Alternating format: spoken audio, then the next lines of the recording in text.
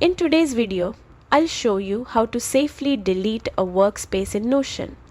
Whether you're downsizing, doing some digital spring cleaning, or just tidying up, it's important to follow the steps correctly. Start from your Notion homepage, the hub where all your workspaces and pages live.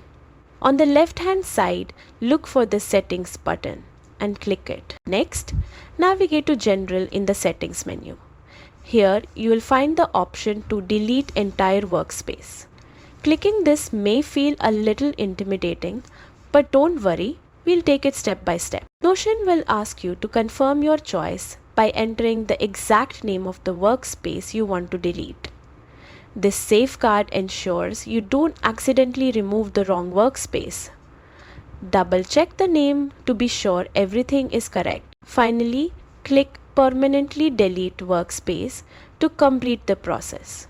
Keep in mind, this action cannot be undone, so make sure any important data has been backed up or transferred before proceeding. And that's it. You've successfully deleted a workspace in Notion, keeping your digital environment clean and organized. Thanks for watching. Leave your questions in the comments and don't forget to subscribe for more helpful Notion guides.